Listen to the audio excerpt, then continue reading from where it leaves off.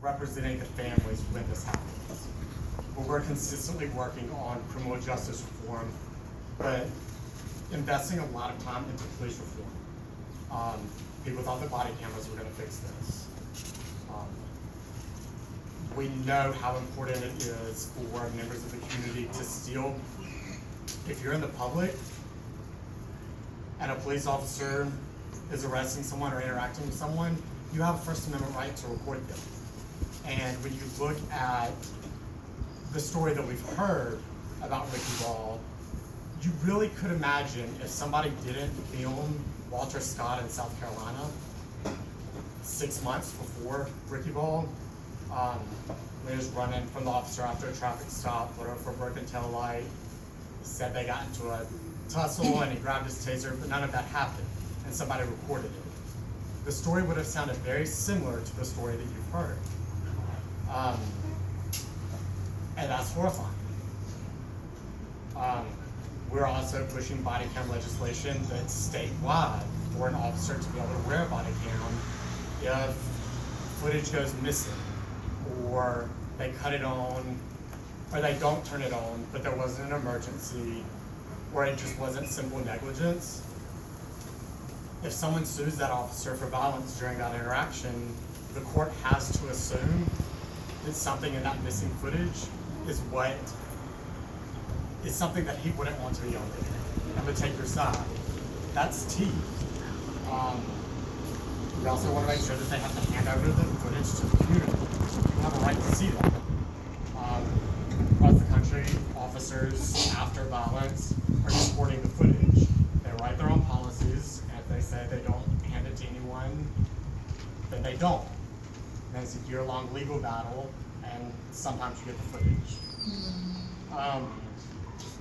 But I also want to talk about, especially, I felt that this was so important, which is why I'm very glad that the district attorney is here, is basically he's very concerned about the lack of accountability.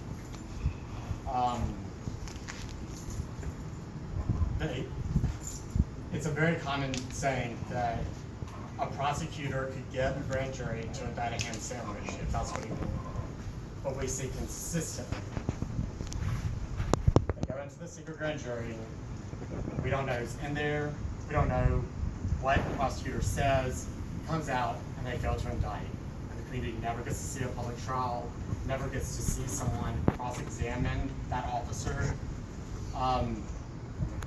and really get to the truth, which the community needs.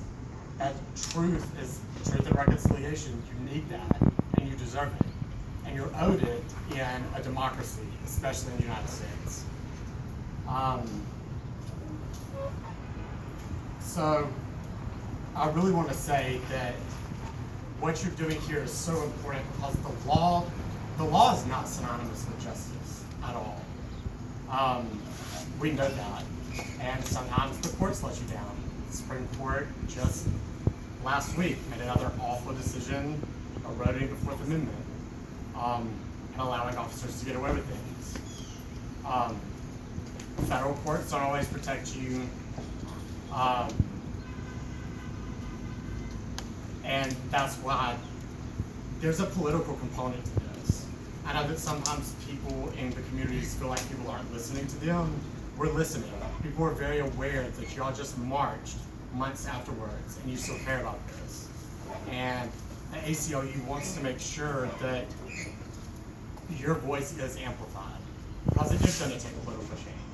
Communities have to let prosecutors know there cannot be impunity when a police officer uses tax money and brutalizes my friends, my cousins, my family, my son in the streets.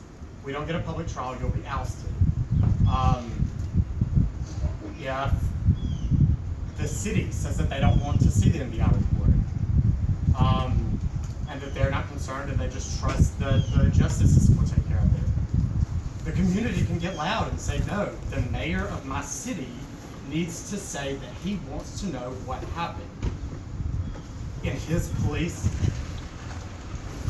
department. You're owed that. You're owed a government and a democracy that hears you and is going to be responsive to what you're demanding.